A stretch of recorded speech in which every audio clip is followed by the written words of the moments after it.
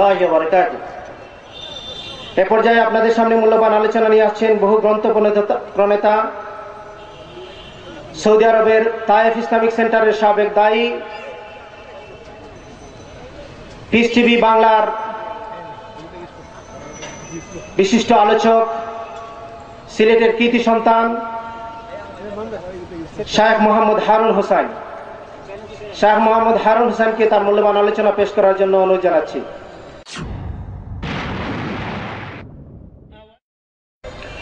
আলহামদুলিল্লাহ রাব্বিল আলামিন ওয়াল আকিবাতু লিল মুত্তাকিন ওয়ালা উদওয়ানা ইল্লা আলাল যালিমিন ওয়া উসাল্লি ওয়া উসাল্লিমু আলা আশরাফিল আমবিয়াই ওয়াল মুরসালিন নবিয়িনা মুহাম্মদ ওয়া আলা আলিহি ওয়া আসহাবিহি আজমাইন। أما بعد فإن خير الحديث كتاب الله وخير الهدي هدي محمد صلى الله عليه وسلم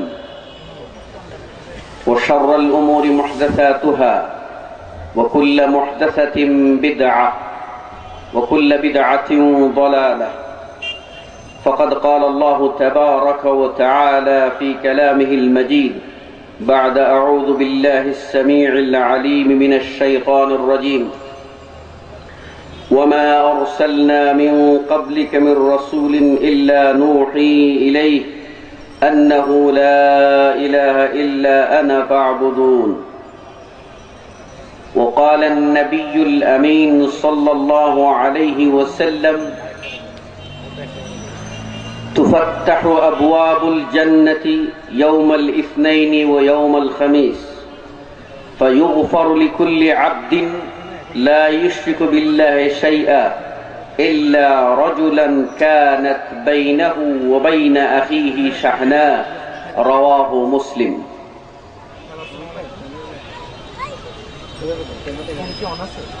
आज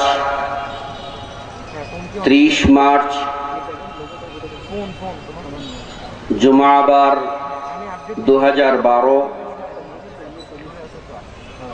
ওয়ে অফ লাইভ কনফারেন্স কর্তৃপক্ষ কর্তৃক আয়োজিত দুদিনব্যাপী কনফারেন্সের প্রথম দিনের সম্মানিত পরিচালক, উপস্থিত শিক্ষানুরাগী, শিক্ষাবিদ, সমাজ সচেতন মুসলিম ভাই ও বোনেরা, সকলকে আন্তরিক স্বাগত ও মোবারকবাদ জানাচ্ছি। অতঃপর মহান আল্লাহ তাবারক ওয়া তাআলার দরবারে কায়মনোবাক্যে প্রার্থনা নিবেদন করছি যে হে আল্লাহ, তুমি আমাদের এই কনফারেন্সকে তোমার দ্বীনের সঠিক প্রচারের পথে একটি মাইল ফলক হিসাবে কবুল করে নাও, বলি আমিন। আমরা যারা আয়োজন করেছি এবং যারা সমবেত হয়ে সার্বিক সহযোগিতা করেছি, উপস্থিত হয়েছি, আল্লাহ আমাদের সকলকে মাফ করে দাও। আল্লাহ, তুমি আমাদের জবান দিয়ে কোরআন ও সুন্নাহের সত্য কথা বলার, সকলকে শোনার এবং যা সঠিক, যা প্রমাণ্য তা মানার তৌফিক দাও, আমিন। সম্মানিত সুধী মণ্ডলী, আপনারা এমন একটি ব্যতিক্রম অনুষ্ঠানে সমবেত হয়েছেন যেখানে প্রামাণ্য বক্তব্য উপস্থাপিত হবে, আমাহেন ও ভাজন আপনাদের সামনে আত-তাওহীদ ওয়া শিরক বা তাওহীদ বনাম শিরক বিষয়ে আলোচনা পেশ করতে চেষ্টা করব ইনশাআল্লাহ তাআলা। আমার আলোচনা মূলত দুটি অধ্যায়, একটি উপসংহারে সমাপ্ত হবে ইনশাআল্লাহ। প্রথম অধ্যায়ে সংক্ষিপ্ত ভূমিকা, আকীদার গুরুত্ব, তাওহীদ পরিচিতি, তাওহীদের প্রকারভেদ, তাওহীদ ও আরব মুশরিকরা। দ্বিতীয় অধ্যায়ে শিরক কাকে বলে, শিরকের প্রকারভেদ, মুশরিকদের পরিণাম, সমাজে প্রচলিত শিরক সম্পর্কে কিছু আলোকপাত। অতঃপর শেষ লগ্নে থাকবে আপনাদের জন্য উন্মুক্ত অনুষ্ঠান।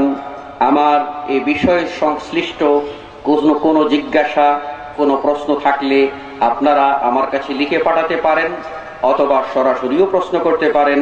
ইনশাআল্লাহ দলিল প্রমাণ থাকলে জবাব দেব, নতুবা আপনাদের কাছ থেকে সময় নেব, কোনো প্রকার গুজামূলের আশ্রয় নেব না। সম্মানিত সুধী মণ্ডলী, প্রথমেই মনে রাখতে হবে, আকীদা বা সঠিক ধর্মীয় বিশ্বাস আপনার আমার জীবনের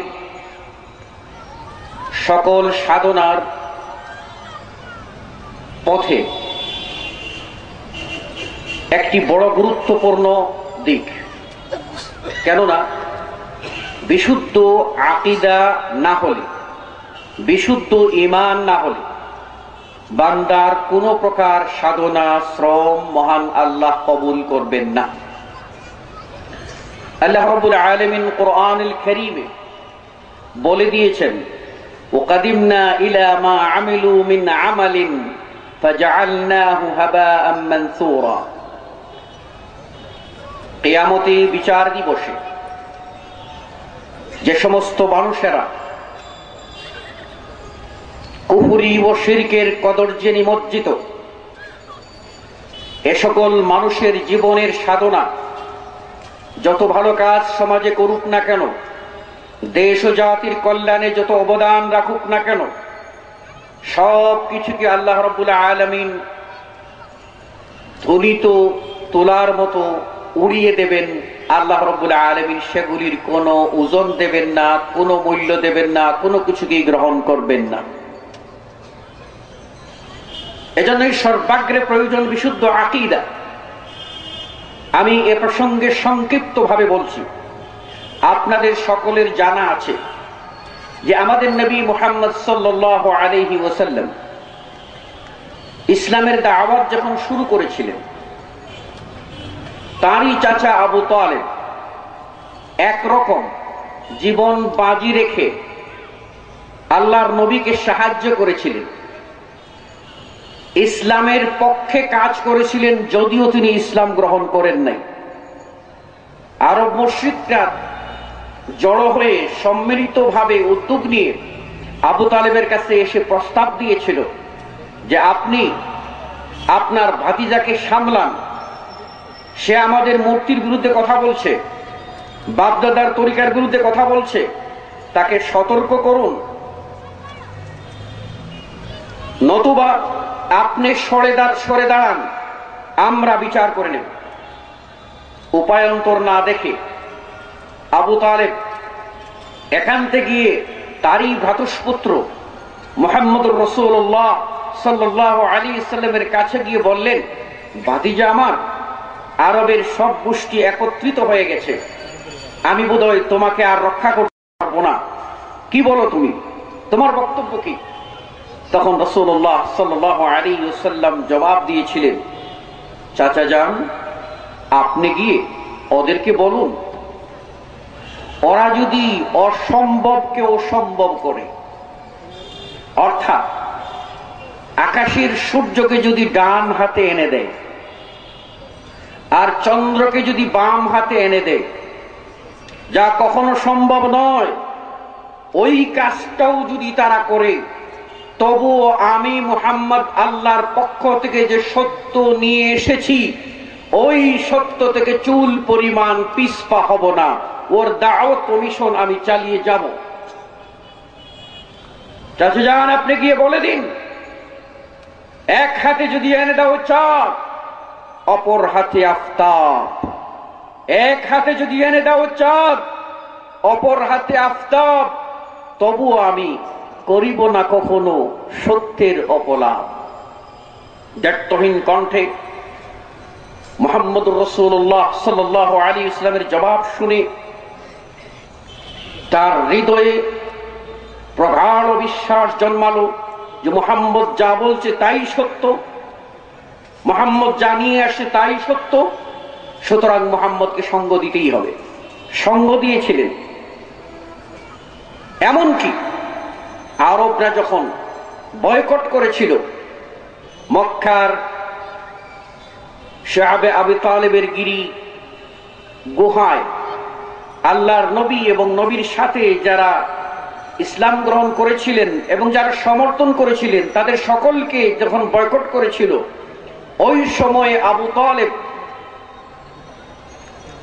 তার জ্ঞাতি ও গোষ্ঠীর দিকে না যে মুহাম্মদ সাল্লাল্লাহু আলাইহি ইসলামের দিকেই ছিলেন এবং অশীতিপর বুড়ো মানুষটি না খেয়ে একরকম উপোস থেকে ওই গুহায় কষ্টের পর কষ্ট করে সেখানে মুহাম্মদের সঙ্গ দান করেছিলেন। তার বিশ্বাস কত কঠিন ছিল। যিনি আল্লাহর নবী যখন তাকে লাস্টে পাঠালেন, যান গিয়ে আপনি জানিয়ে দিন যে তোমরা যে চুক্তি লিখে রেখেছো সেই চুক্তি নষ্ট হয়ে গেছে। যখন জানাতে গেলেন ওরা বলল অসম্ভব। আবু তালেব তো কঠিন বিশ্বাস নিয়ে বলেছিলেন, শুনে রাখো, আমার ভাতিজা কখনো মিথ্যা বলে নাই। আমার ভাতিজার কথা যদি সত্য হয় তাহলে আর তোমরা কতদিন আমাদেরকে এইভাবে আটকে রাখবে? বলো, আমাদেরকে কি তোমরা মুক্ত করবে? আর যদি ভাতিজার কথা মিথ্যা প্রমাণিত হয় আমি সরে যাব, আমি সরে যাব। তোমরা ভাতিজার বিচার যা করবার তাই করো।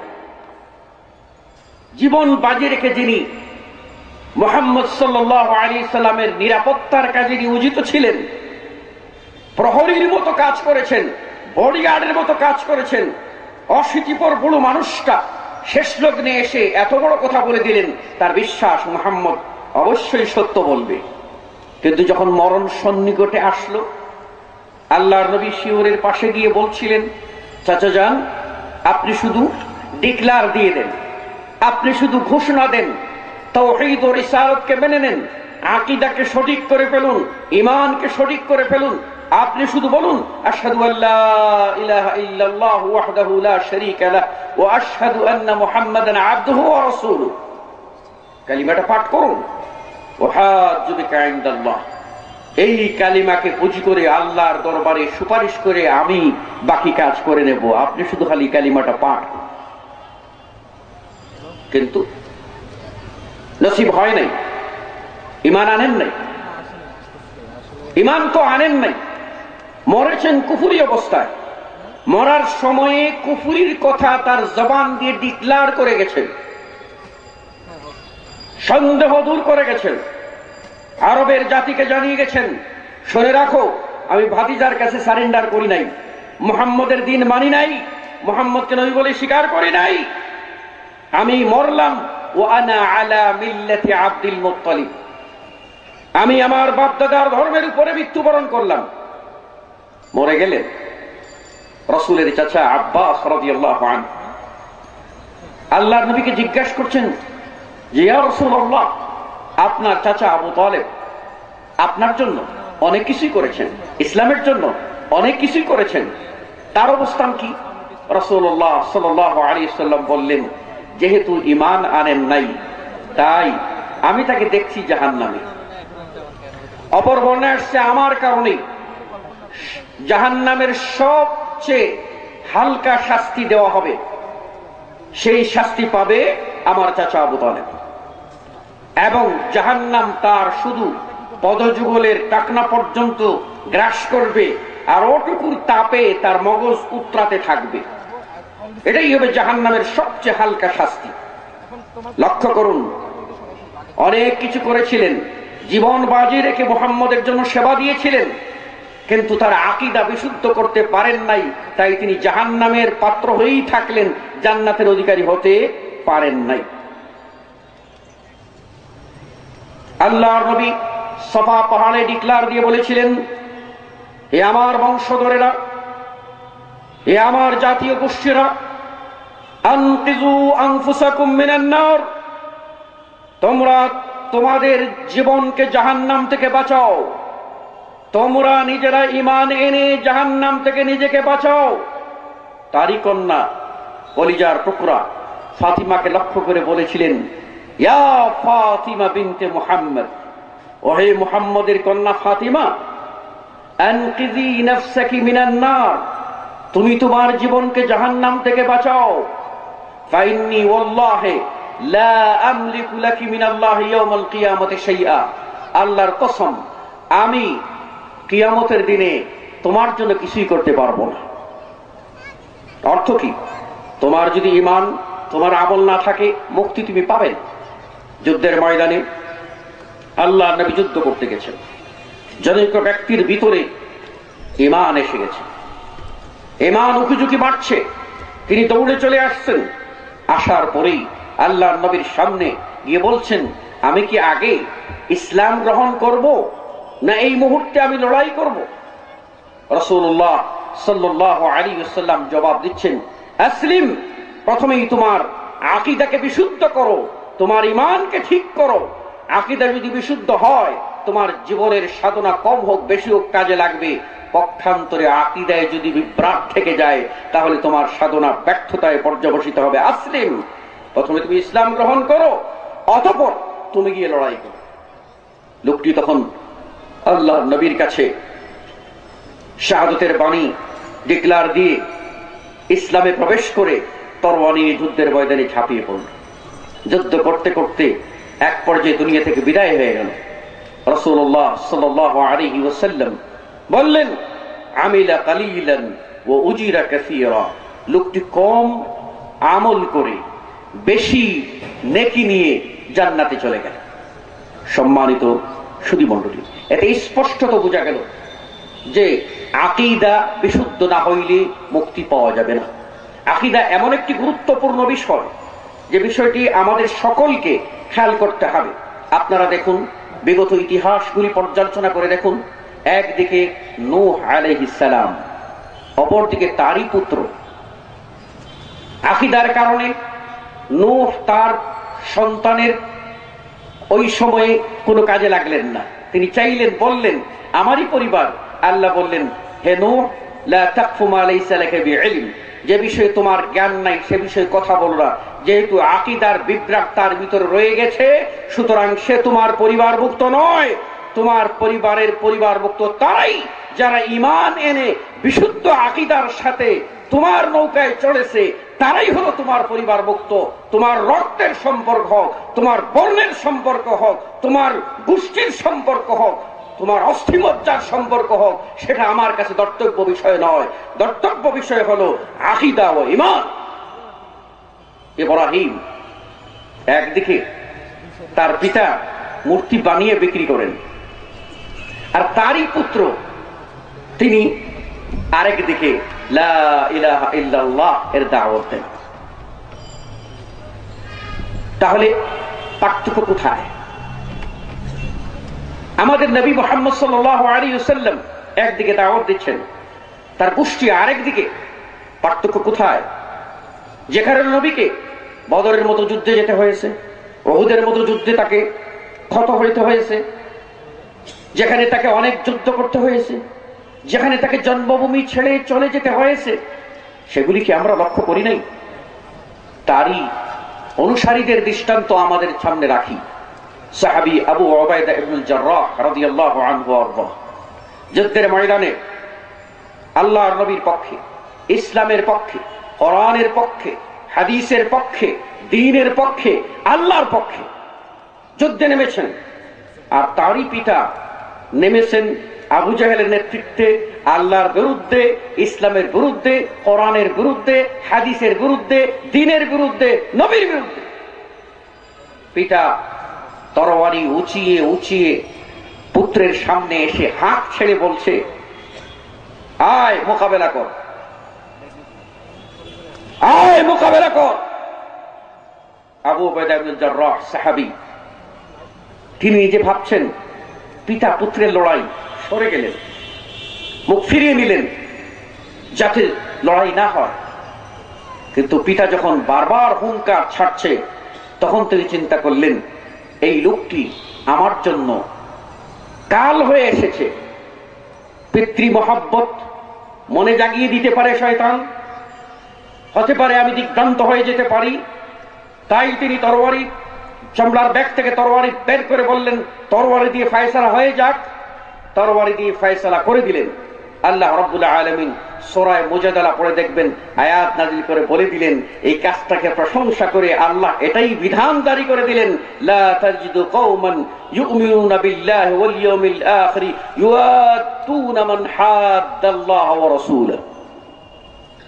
যারা আল্লাহকে বিশ্বাস করে, রাসূলকে বিশ্বাস করে, আখিরাতে বিশ্বাস করে, ওই ঈমানদার মানুষেরা আল্লাহর দুশমন, রাসূলের দুশমন, ওদের সাথে বন্ধুত্ব স্থাপন করতে পারে না। এটাই আকীদার পার্টিশন, আকীদার এই পর্দা ভেদ করতে পারে না। যদিও ওই লোকটা তার বাপ হোক, তার ভাই হোক, তার সন্তান হোক, নিকটাত্মীয় হোক, সম্পর্ক হলো দ্বীনের সম্পর্ক। তাই আকীদা কত গুরুত্বপূর্ণ আমাদেরকে জানতে হবে। আসুন এ প্রসঙ্গে আরেকটি বিষয় আপনাদের জানাচ্ছি। আপনারা জানেন মহাগ্রন্থ আল কোরআন, তার মধ্যে রয়েছে 30 পারা।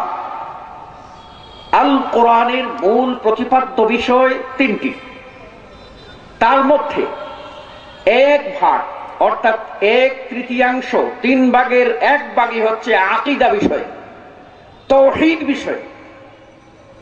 তাহলে বুঝতে হবে যে আকীদার গুরুত্ব কত। যুগে যুগে যত নবী ও রাসূল প্রেরণ করা হয়েছে মানুষের আকীদার সংস্কারের জন্য, যুগে যুগে যত কিতাব নাজিল হয়েছে তার মূল প্রতিপাদ্য বিষয় ছিল মানুষকে ভ্রান্ত আকীদা থেকে ফিরিয়ে সঠিক আকীদার মর্মমূলে জমায়েত করার জন্য। আসুন আমরা চলে যাই আমাদের নির্ধারিত বিষয়ে, তাওহীদ কি। সম্মানিত সুধী মণ্ডলী, আপনারা বিচার করবেন, যেহেতু একটি সেমিনার, আমি আপনাদের কাছে বলতে চাই, তাওহীদ আল কোরআনের 1/3 বিষয়। এজন্য আপনারা জানেন যে সূরাতুল ইখলাস, সূরাতুল ইখলাস, সূরাতুত তাওহীদ, এই সূরাতুল ইখলাস বা সূরাতুত তাওহীদ এটা আল্লাহর পরিচয় বর্ণনা দিয়েছে। এই জন্য এই সূরাটি কোরআনের 1/3। সম্মানিত সুধী মণ্ডলী, আসুন কোরআনুল কারীমে 91টি আয়াত, বিশুদ্ধ 37টি হাদিস এবং সাহাবাদের বিশুদ্ধ 20টি বর্ণনা একেবারে সরাসরি তাওহীদকে কেন্দ্র করে এসেছে। তাওহীদ শব্দটি ওয়াও হা দাল মূল ধাতু হতে নিষ্পন্ন, যার অর্থ হলো কোনো কিছুকে একক স্থির করা, গণ্য করা, জানা। এ ব্যাপারে ইসলামী পরিভাষার একজন বিদগ্ধ ভাষাবিদ আল্লামা আল জুরজানি তার আত-তারিফাত গ্রন্থে 73 নম্বর পৃষ্ঠায় তাওহীদ সম্পর্কে আলোকপাত করতে গিয়ে বলেন, তাওহীদ হলো 3টি বিষয়ের নাম। 1, মারিফাতুল্লাহি তাআলা বির-রুবুবিয়্যাহ, আল্লাহ রাব্বুল আলামিনকে রব হিসাবে জানা। লক্ষ্য করুন, এখানে বলা হয়েছে মারিফাত। এই মারিফাত শব্দটি আরবি, তার প্রতিশব্দ আমরা কাছাকাছি ধরে নেব ইলম। ইলম জানা, মারিফাত জানা। কিন্তু ইলম এবং মারিফতের ভিতরে পার্থক্য রয়েছে। যারা ফাসাহাত ও বালাগাত সম্পর্কে, অলংকার শাস্ত্র সম্পর্কে জ্ঞান রাখেন, ভাষাবিদ, তারাই বুঝতে পারবেন। ইলম পরিপূর্ণ জ্ঞানের উপকার দেয়, পক্ষান্তরে মারিফত ইলমে নাকিস, অপূর্ণ জ্ঞান দিয়ে থাকে। যখনই মারিফত কথাটি আসবে তখনই বুঝতে হবে এখানে অপূর্ণতা আছে। আপনার আমার জ্ঞান দিয়ে পূর্ণতার ধার প্রান্তে পৌঁছা যাবে না। মারিফত লাভ করতে হলে সেখানে দলিল লাগবে। মারিফত লাভ করতে গেলে সেখানে দলিল লাগবে। আর আল্লাহর মারিফত লাভের উপায় হলো দুটি। একটি হলো আল্লাহ রাব্বুল আলামিনের অসংখ্য সৃষ্টি, প্রত্যেকটি সৃষ্টি এই কথার প্রমাণ বহন করে যে স্রষ্টা মহান আল্লাহ একক ও অদ্বিতীয়। প্রত্যেকটি সৃষ্টিকে নিয়ে বিশ্লেষণ করলে, অ্যানালাইসিস করলে আপনি আমি প্রমাণ পাব যে অবশ্যই আল্লাহ রয়েছেন এবং তিনি একক ও অদ্বিতীয়। তার মহান কুদরত সম্পর্কে কিয়দো কিঞ্চিত হলেও আঁচ করতে পারব। শুধু মণ্ডলী, তারপরও আপনি অসম্পূর্ণতায় থেকে যাবেন। তাই আপনার জ্ঞান, আমার জ্ঞান সীমিত, এর একটা প্রান্ত সীমা আছে। এই সীমায় গেলেই আমি থেমে যাব। তাই অসীম সত্য সম্পর্কে জানতে গেলে ওই অসীমের কাছ থেকেই দলিল নিতে হবে। তাই আল্লাহকে জানার দ্বিতীয় উপায় হলো আল্লাহর পক্ষ থেকে যে ওহী, কোরআন এবং সুন্নাত, দলিল, এর আলোকেই কেবল আল্লাহ সম্পর্কে জানতে হবে।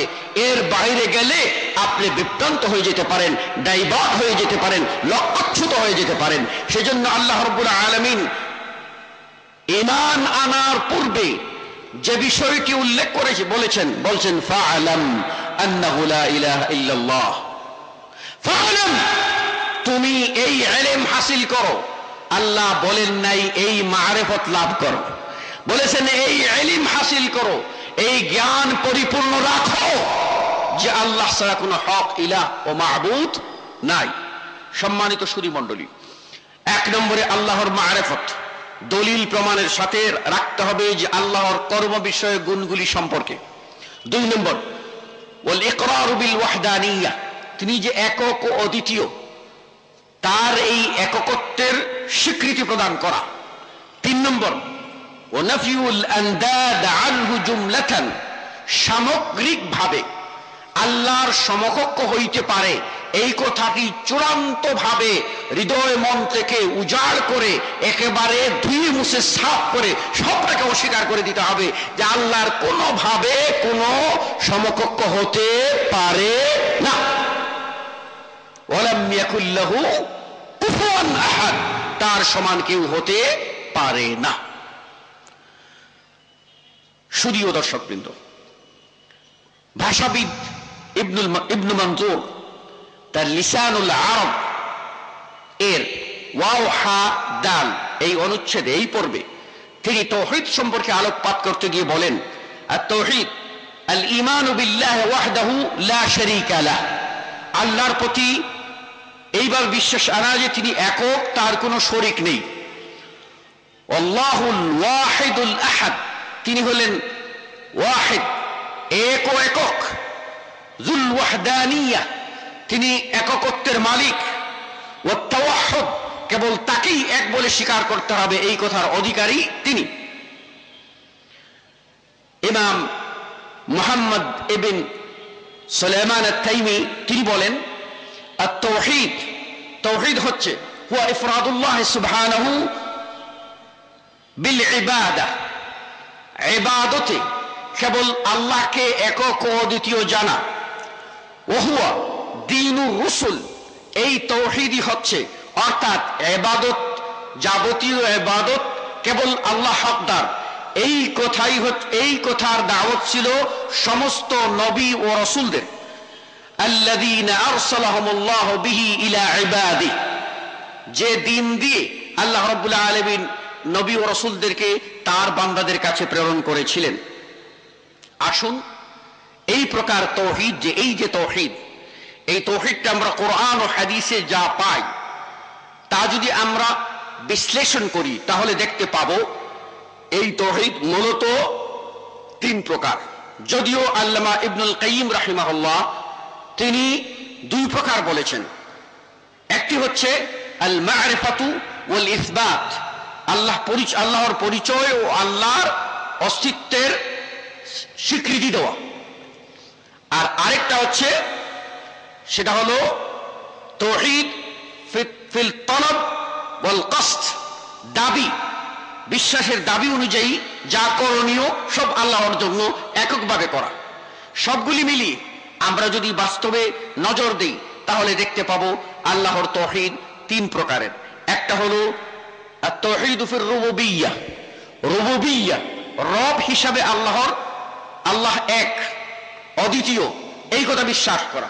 অর্থ হলো রব বা রুবুবিয়্যাহ বলা হয় আল্লাহর কর্ম বিষয়ক গুণ, যেমন সৃষ্টি, যেমন হায়াত ও মৌতের মালিক হওয়া, যেমন বিশ্ব পরিচালনা করা, রাজত্ব, এই সবগুলি আল্লাহর কর্ম বিষয়ক গুণ। এই গুণে তিনি একক অদ্বিতীয়, এইগুলিতে কোনো অংশীদারিত্ব কারো নাই, এমনকি কোন নিকটতম ফেরেশতাদেরও নাই, কোন নবী ও রাসূলদের নাই, আর অন্যদের তো কোনো প্রশ্নই আসে না। এসবগুলি তিনি হলেন একক সত্তা আল্লাহ সুবহানাহু ওয়া তাআলা, তিনি মালিক। দ্বিতীয় প্রকার তাওহীদ হচ্ছে তাওহীদুল আসমা ওয়াস সিফাত, আল্লাহর নাম সমূহ ও গুণাবলীর তাওহীদ।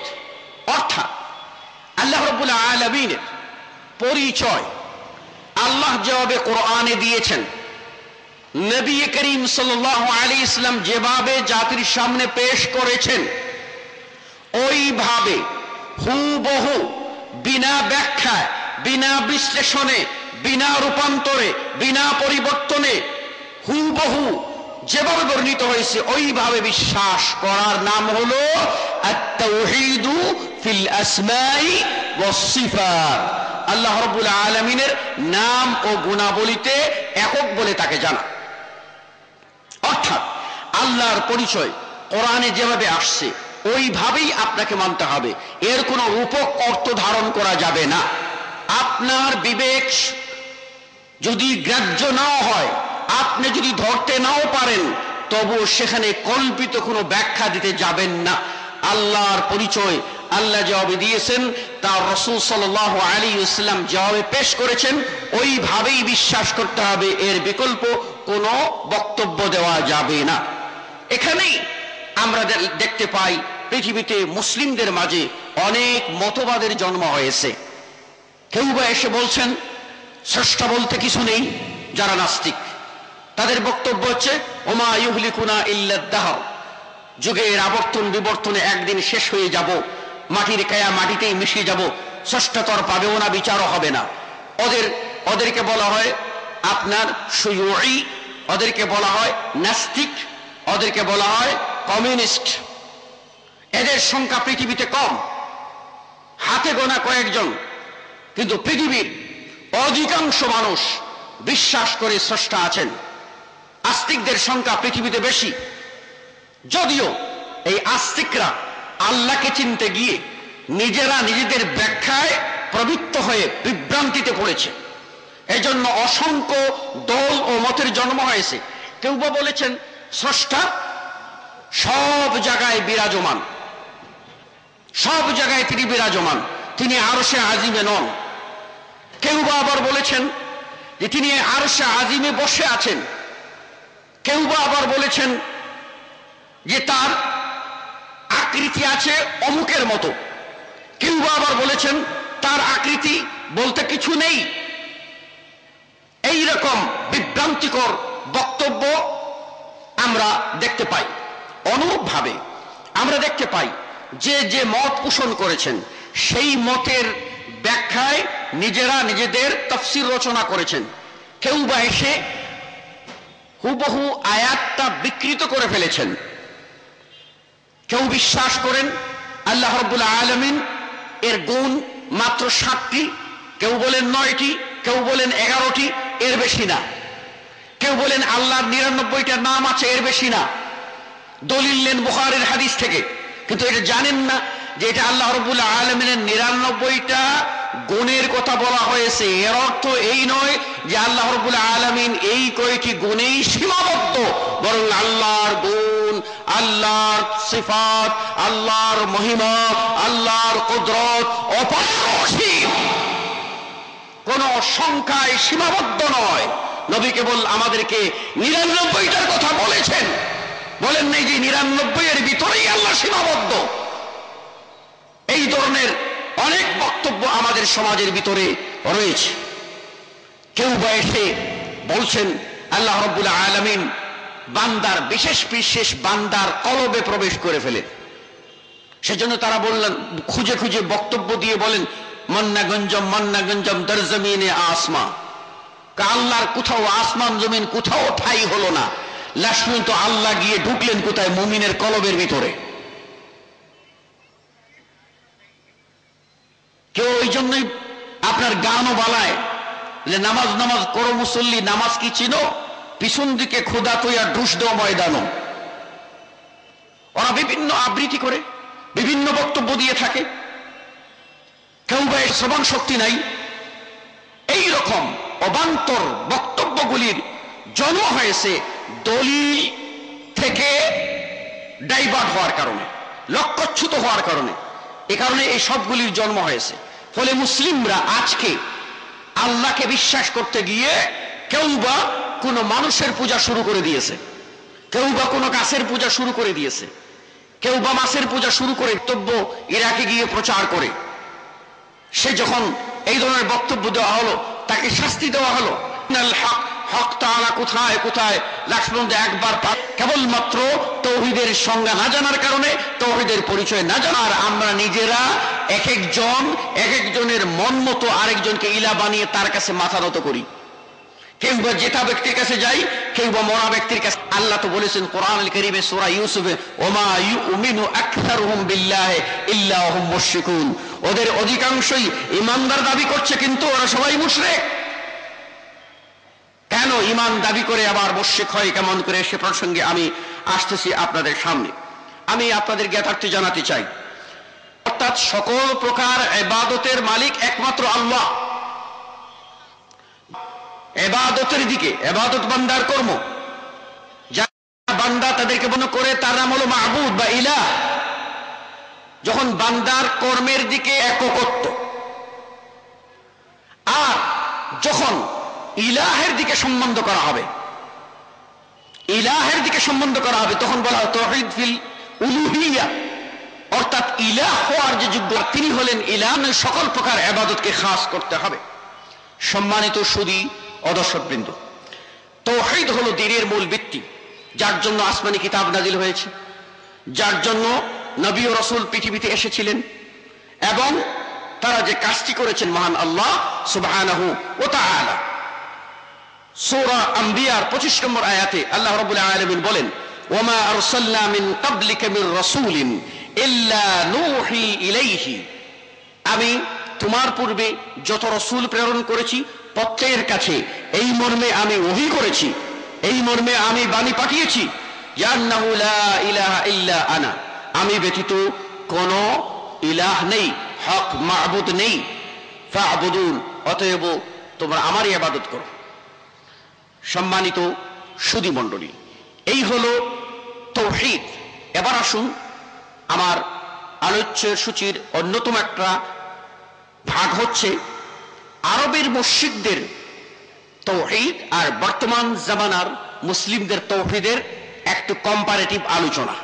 আসুন, আরবের মুশরিকরা যে যুগে রাসূল সাল্লাল্লাহু আলাইহি ওয়াসাল্লাম আবির্ভূত হয়েছিলেন, যে যুগে রাসূল সাল্লাল্লাহু আলাইহি ওয়াসাল্লাম নবুয়ত ও রিসালাতের মহান দায়িত্ব আঞ্জাম দিয়েছিলেন, যে যুগে রাসূল সাল্লাল্লাহু আলাইহি ওয়াসাল্লাম মানুষের ধারে ধারে ঘুরে লা ইলাহা ইল্লাল্লাহ এর দাওয়াত দিয়েছিলেন, জাতিকে বলেছিলেন, ওহে জাতি, কুলু লা ইলাহা ইল্লাল্লাহ, তোমরা লা ইলাহা ইল্লাল্লাহ বলো, তুফলিহু, নাজাত পেয়ে যাবে। সেই যুগের চিত্রটা কিরকম ছিল বিচার বিশ্লেষণ করে দেখা যায়, এই তিন প্রকার তাওহীদের মধ্যে আরবের মুশরিকরা দুই প্রকার তাওহীদে বিশ্বাস করত।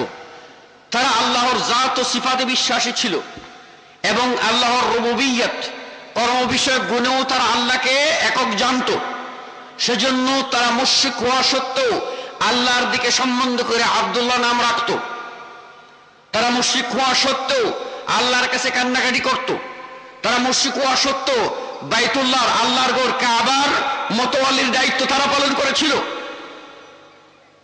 আপনারা দেখেন নাই বদরের যুদ্ধে যাওয়ার সময় আবু জাহেল দোয়া করেছিল কাবায় গিয়ে? কি দোয়া করেছিল?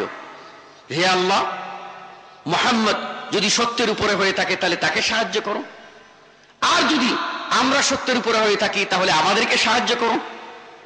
যাচ্ছে ইসলামের বিরুদ্ধে লড়াই করতে, আল্লাহর প্রতি বিশ্বাস ছিল। এর আগে চলে যান, যখন আবরাহা আল্লাহর নবীর জন্মের 50 অথবা 52 দিন আগে ইয়ামানের বাদশাহ আবরাহা যখন 60,000 হস্তি পাল নিয়ে, হাতির পাল নিয়ে কাবাকে ধ্বংস করতে এসেছিল, ওই সময়ে আবরাহার সাথে আব্দুল মুত্তালিব দেখা যখন করলেন, তিনি তার উটগুলি চাইলেন, কাবার ব্যাপারে কোনো কথা বললেন না।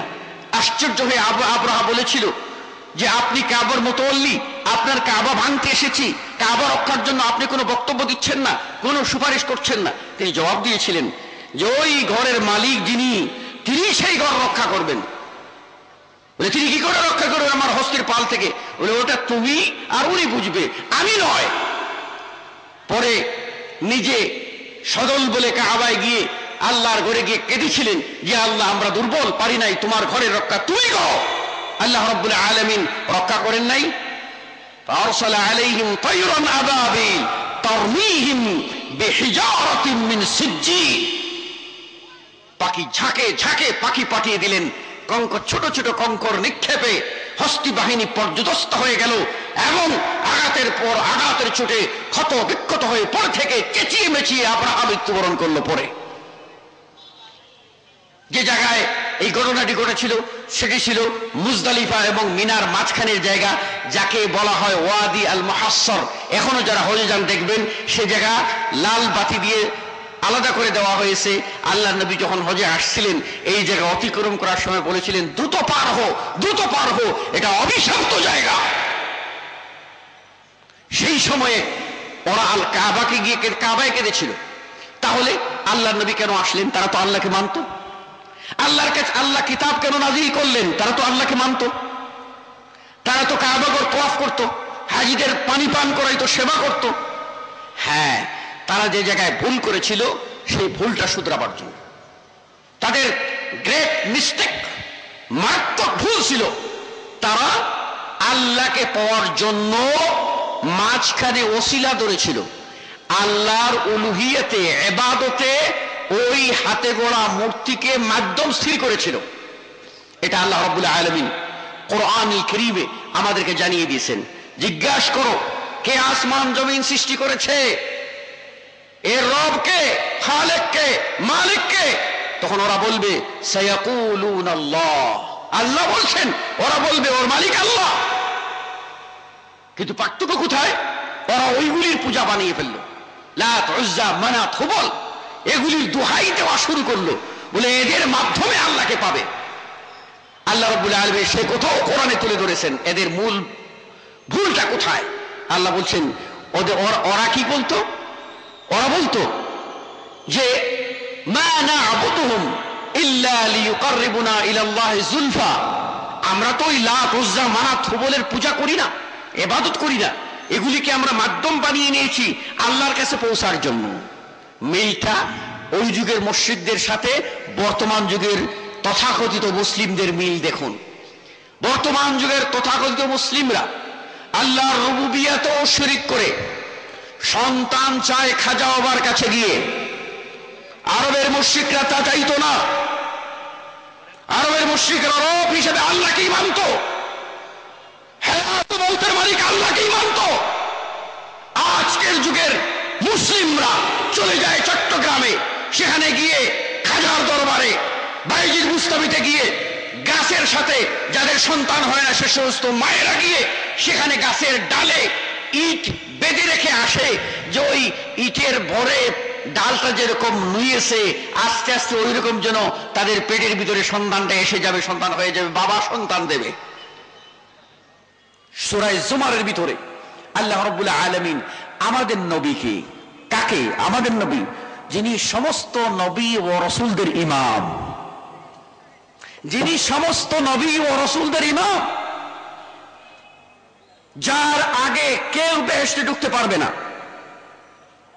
যিনি আদম সন্তানের ভিতরে সাইয়্যিদ, বুখারীর হাদিস, আনা সাইয়্যিদু ওয়ালাদি আদম লা ফাখর, সেই নবী, তাকে লক্ষ্য করে আল্লাহ বলেন লাইন আশরাকতা, লাইন আশরাকতা, যদি তুমি শিরক করো, হে মুহাম্মদ তুমি যদি শিরক করো, লা ইয়াহবাতান্না আমালুক, লা ইয়াহবাতান্না আমালুক, অবশ্যই অবশ্যই, আলবাত্তা আলবাত্তা, জরুর তোমার আমল কি করে দেবে? ওই শিরক বাতিল করে দেবে। ওয়ালা তাকুনান্না মিনাল খাসিরিন, আর তুমি অবশ্যই ধ্বংসশীলদের অন্তর্ভুক্ত হয়ে যাবে। তাহলে বুঝতে পারলাম শিরক জীবনের সমস্ত সাধনাকে বাতিল করে দেবে। পঞ্চম নম্বরে, যারা শিরক করবেন তারা কিয়ামতের দিনে নবীর শাফাআত পাবেন না। কোন মুশরিক নবীর শাফাআত পাবে না। এর চেয়ে বড় হতভাগারকে যে কিয়ামতের দিনে নবীর শাফাআত থেকে বঞ্চিত হবে। আমি হাদিসটি আপনাদের শোনাচ্ছি, বুখারীর হাদিস 6918 নম্বর হাদিস, মুসলিম 124 নম্বর হাদিস। আবু হুরায়রা রাদিয়াল্লাহু আনহু বর্ণনা করেন, রাসূলুল্লাহ সাল্লাল্লাহু আলাইহি ওয়াসাল্লাম ইরশাদ ফরমান, লিকুল্লি নাবিয়্যিন দাওয়াতুল মুস্তাজাবা, প্রত্যেক নবীদের জন্য আল্লাহ রাব্বুল আলামিন এই সুযোগ দিয়েছেন, তারা যা চাইবেন তাদের চাহিদা আল্লাহ পূরণ করবেন, তাদের জন্য যা চাইবেন সে চাহিদা আল্লাহ পূরণ করবেন।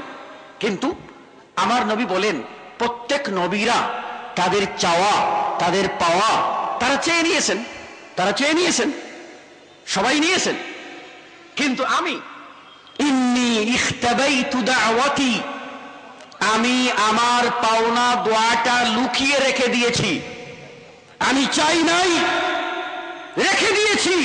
কি করব? শাফাআতি লি উম্মতি ইয়াউমাল কিয়ামাহ, কিয়ামতের দিনে আমার উম্মতের জন্য আমি শাফাআত করব। যেই দিন আর কোনো অস্ত্র কাজে লাগবে না, সেই দিন আমি সেটা প্রয়োগ করব। উম্মতমদি নবী রেখে দিয়েছেন, কিন্তু তিনি বলছেন কে পাবে? কে পাবে?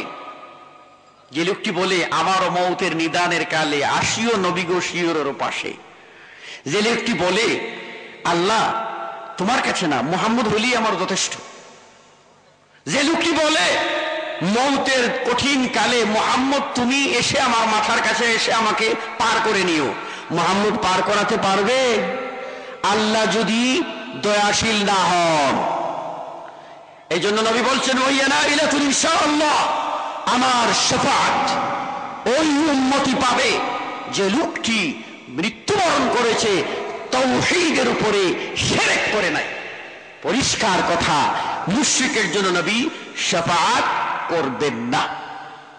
6 নম্বর, তাহলে তার স্থান কোথায় হবে? তার স্থান হবে জাহান্নাম। তার স্থান কোথায়? জাহান্নাম। সূরা মায়েদার 72 নম্বর আয়াতে আল্লাহ রাব্বুল আলামিন বলে দিয়েছেন, ইন্নাহু মান ইউশরিক বিল্লাহি ফাকাদ হারামাল্লাহু আলাইহিল জান্নাহ, যে আল্লাহর সাথে শিরক করবে আল্লাহ তার জন্য জান্নাতকে হারাম করে দেবেন। ওমা ওয়াহুন নার, আর তার ঠিকানা হলো জাহান্নাম। ওমা লিয-যালিমিনা মিন আনসার, আর ওই জালেমের কোনো সাহায্যকারী থাকবে না। এর অর্থ শুধু মুহাম্মদের শাফাআত সে পাবে না সাল্লাল্লাহু আলাইহি ওয়াসাল্লাম। সম্মানিত সুধী মণ্ডলী, এবারে আসুন সংক্ষেপে আমি আপনাদের কাছে কয়েকটা কথা বলছি, আমাদের দেশের প্রচলিত কথা, যেগুলি হলো মানুষ বিপদে আশ্রয় প্রার্থনা করবে কার কাছে? আল্লাহর কাছে। অথচ মানুষ যদি খাজা বাবার কাছে যায়, বায়েজিদ বুস্তামির কাছে যায়, জেতা পীরের কাছে যায়, মরা পীরের কাছে যায়, তাহলে সে কি করলো? শিরক করলো, শিরকে আকবর করলো। আল্লাহ বলেন, আম্মা ইউজিবুল মুস্তাররা ইযা দাআহু ওয়া ইয়াকশিফুস সু, বিপদগ্রস্ত হয়ে ডাক দিলে কে আছে আল্লাহ ছাড়া? তার বিপদ দূরকারী আল্লাহ ছাড়া দ্বিতীয় কোনো সত্তা নাই। অথচ এই মানুষগুলি মানুষেরই কাছে মাথা নত করতেছে। শুধু বৃন্দ, দোয়ার ক্ষেত্রে একমাত্র দোয়া আল্লাহর জন্য। আল্লাহর কাছে ছাড়া অন্যের কাছে সাহায্য চাওয়া যাবে না। কেউ যদি বলে, হে নবী তুমি তোমার শাফাআত দিয়ে আমাকে ধন্য করিও, সেই লোকটা শিরক করলো। কেননা সে নবীর কাছে দোয়া চাইলো, আল্লাহর কাছে না। দোয়া চাইতে বা আল্লাহর কাছে, আল্লাহ রোজ কিয়ামতে মুহাম্মাদের শাফাআত আমার নসিব করিও।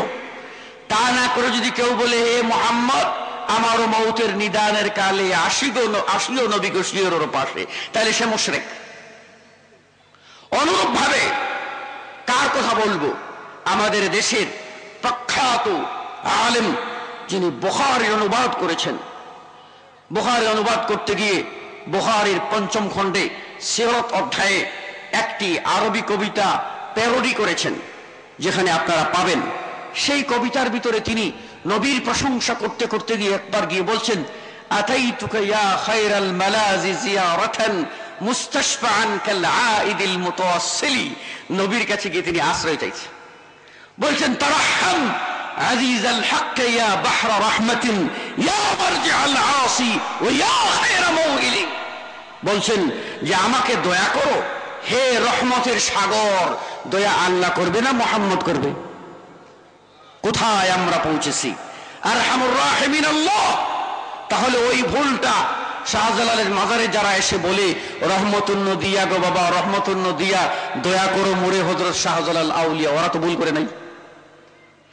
রহমতুন নদিয়া গো বাবা, রহমতুন নদিয়া, দয়া করো মোরে হযরত শাহজালাল আউলিয়া, আমার মতো গুনাহগার নাই রে জগতে আর, শুনেছি তুমি বড় রহমতের ভান্ডার। গুনাহ মাফ চাইলো কার কাছে? শাহজালালের কাছে। যদি এই কাজ করে মুশরিক, খালিদ মুখাল্লাদ ফিন্নার। সিজদা একমাত্র আল্লাহর কাছে করতে হবে। কেউ যদি আল্লাহর কাছে সিজদা বাদ দিয়া কোন ব্যক্তি যদি কোন জীবিত মানুষের পায়ে পড়ে সিজদা করে, মুশরিক। যেই লোকটা পায়ে পড়ে সালাম দেয়, কদম বুসি করে, সেই লোকটা দুইটা অপরাধ করে। ১ নম্বর অপরাধ, যদি সেটা সালাম হয়ে থাকে তাহলে এটা নবীর সুন্নতের খেলাফ। আল্লাহর নবী পায়ে পড়ে সালাম দিয়েছেন, নিয়েছেন, দিতে বলেছেন। আসমানের নিচে জমিনের উপরে কোনো প্রমাণ নাই। আল্লাহর নবীর সালাম কি সেটা বলে গিয়ে কেউ যদি নিজে অতি ভক্তি, চোরের লক্ষণ, অতি ভক্তি দেখাইতে গিয়া যদি কদমবুসি করে, তাহলে সেই লোকটি নবীর সুন্নতের খেলাফ করলো। আর যা নবী করেন নাই, নবীর সাহাবারা করেন নাই, কখনো তা দ্বীন হতে পারে না। অতএব এই কাজটি সুন্নতের নামে বেদাত। আর যদি দ্বিতীয় অপরাধ সে করলো, সে মাথা ঝুঁকাইলো কার কাছে? মানুষের কাছে। মানুষের মাথা আল্লাহ ছাড়া কারো কাছে নত হবে না। সেই লোকটি মাথা ঝুঁকাইয়ে ফেললো, রুকু করলো, সিজদা করলো। প্রকারান্তরে এই কদমবুচিওয়ালারা কারা করে? আমাদের মতো মানুষেরাই সেটা নিয়ে থাকি মানুষ থেকে। কারণ মন পাগল রে গুরু ভজ না, গুরু বিনে মুক্তি পাবি না। মন পাগল রে গুরু ভজ না, গুরু বিনে মুক্তি পাবে না। গুরু নামে আছে সুধা, যিনি গুরু তিনি খোদা। মন পাগল রে গুরু ভজ না, গুরু বিনে মুক্তি পাবে না। ওদের কথা যে ওই সব হরি, সব ঈশ্বর, সব ঈশ্বরের অংশ। আমাদের দেশের প্রখ্যাত একজন সাহিত্যিক, কথা না বলেই পাচ্ছি না, প্রসঙ্গ তো মনে পড়ে গেছে। তিনি একবার ভারত থেকে আসছেন গঙ্গা স্নান করে। ভারতের উত্তর প্রদেশের শিপ্রা নদীতে গঙ্গা স্নান করে আমাদের হিন্দু মা বোনেরা ফিরতেছেন, গাড়িতে উঠছেন। ওই আগের জমানার মুরিক টিন বাসের মধ্যে উঠছে, সিট পায় নাই। এখন শাশুড়ি আর পুত্রবধূ, বাচ্চা কুলে পুত্রবধূ, আর ওই মাটির কলসিতে গঙ্গার জল আনছে। আমাদের দেশের হাজিরা হজে গিয়ে জমজম পানি আনে, ওরা ওই গঙ্গার জল রে জমজম মনে করে আনে। গঙ্গার জল, পবিত্র জল নিয়ে আসছে। এখন নিয়ে গাড়িতে উঠে সিট পায় না, পাইছে একটা সিট, বসবে কে? শাশুড়িকে বসাইছে। বউ বাচ্চা কোলে নিয়ে দাঁড়িয়ে আছে আর পায়ের কাছে রাখছে কলসি। চলতে চলতে এক পর্যায়ে বাচ্চা তা আস্তে করে মোটামুটি পাইপটা ছেড়ে দিয়েছে আর কলসিতে গিয়ে ঝরঝর করে পড়েছে। তখন বুড়ি ঠের পেয়ে চিৎকার দিয়ে বলছে, রাম রাম রাম, খোকা তুই করলি কি কাম, সারে সর্বনাশ বাজাই দিয়েছিস, কি হলো? সর্বনাশ, এই গঙ্গার জল আবার গঙ্গা পাবো কোথায়, আগামী বছর বাঁচবো কিনা, সেই গঙ্গা স্নানের দিন আসবে কিনা, সব তো নষ্ট করে দিলি। ভদ্রলোক পাশ থেকে বললেন, বুড়িমা শাস্ত্রের খবর রাখেন? বলে কি আছে শাস্ত্রে? বলে আপনাকে শাস্ত্রে আছে সবকিছুই ঈশ্বরের অংশ, সুতরাং আপনি ঈশ্বর, আপনার বউ ঈশ্বর, আপনার বউয়ের কুলে বাচ্চা যেটা সেটাও ঈশ্বর, আর যে কলসিতে গঙ্গার জল আনছেন সেটাও ঈশ্বর, আর বাচ্চার নল থেকে যা পড়ছে সেটাও ঈশ্বর। তো কই, তিনি জবাব দিলেন, হরির কুলেতে হরি, হরিতে গড়াইয়া পড়িল হরি, হরি শুভা পায়। পান যদি করে হরিতে মিশিল হরি, পান যদি করে হরি ক্ষতি কি বাতায়? সবই তো সমান। তাই ওরা বানিয়ে নিয়েছে যে সিনা বসিনা ইলিম আসবে আর যুগ যুগ ধরে চলতে থাকবে, এই ধরনের বেদিন যাদের কোনো সম্পর্ক ইসলামে নাই। 2 নম্বর, কবর জিয়ারত। কবর জিয়ারত ইসলামের প্রাথমিক যুগে নিষিদ্ধ ছিল। রাসূল সাল্লাল্লাহু আলাইহি ওয়াসাল্লাম বলেছেন, কুনতু নাহাইতুকুম, আমি তোমাদেরকে নিষেধ করতাম কবর জিয়ারত থেকে। যখন এই সন্দেহ দূরীভূত হলো, তাওহীদ বদ্ধমূল হলো, নবী বললেন তোমরা কবর জিয়ারত করো, তাতে 2টা ফায়দা আছে। 1, তোমাদের মৃত্যুর কথা স্মরণ হবে, 2, মাইয়েতের জন্য দোয়া করবে। কবর জিয়ারতের বিধান ইসলাম জারি করে দিল, কিভাবে জিয়ারত করতে বলে দিল। তা না করে যদি কেউ কবরের কাছে গিয়ে হাত পাতে সিজদা করে বাবা জান আমারে বাঁচাও, তাইলে ওই লোকটা মুশরিক হয়ে গেল, কবরের কাছে হাত পাতলো মুশরিক হয়ে গেল। 3 নম্বর, আল্লাহ ছাড়া অন্যের নামে অন্যকে সন্তুষ্ট করার জন্য কোনো পশু উৎসর্গ করা, কোরবানি করা। যদি কোনো প্রাণীর রক্ত কারো সন্তুষ্টির জন্য প্রবাহিত করে এটা ওরুসে দেয়, তাহলে সেই লোকটি আল্লাহ ছাড়া অন্যের নামে জবাই করলো। আল্লাহ রাব্বুল আলামিন ওই কাজটাকে হারাম করে দিয়েছেন। এমনকি ওই পশু যদি আল্লাহর নাম নিয়েও জবাই করা হয় তবু ওই পশু খাওয়াটাও হারাম। আল্লাহ রাব্বুল আলামিন বলেছেন, ওমা যুবিয়া আলান নুসব, যেগুলি তীর্থস্থানে দেওয়া হয়, ওরুসে দেওয়া হয়, দুর্গায় দরগায় দেওয়া হয়, সবগুলি হলো হারাম, যদিও সেখানে আল্লাহর নাম নিয়ে জবাই করা হোক না কেন। উদাহরণ সহজ, বিসমিল্লাহ আল্লাহু আকবার বলে জবাই করে পশু খেয়ে নেবেন, কিন্তু কার পশু রাস্তা থেকে ধরে এনে যদি একেবারে সিলেটের সেরা মসজিদের ইমাম দিয়া যদি খতিব দিয়ে জবাই করেন, জায়েজ হবে? জায়েজ হবে না। ঠিক অনুরূপ ভাবে এটা পশু ঠিক, আল্লাহর নাম নিয়েছেন, জায়গা ঠিক নয়, সে কারণে ওটা হারাম। 4 নম্বরে, মানত করা।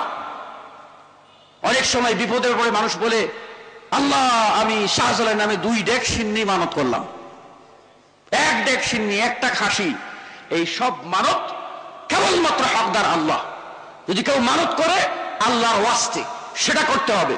আল্লাহ বলছেন, ওয়াফু নুজুরাকুম, তোমাদের মানত তোমরা পুরো করো, আল্লাহর ওয়াস্তেই করতে হবে। মানতের শর্ত হলো 2টি, আল্লাহর ওয়াস্তে করতে হবে এবং মানত যে জায়গায় করা হবে ওই জায়গাটা আল্লাহর কাছে গ্রহণযোগ্য হতে হবে। এই ব্যাপারে দলিল অনেকটি আছে, আমি সেদিকে যাব না। 5 নম্বরে, আল্লাহ ছাড়া অন্যের নামে কসম খাওয়া, যদিও এটা ছোট শিরক।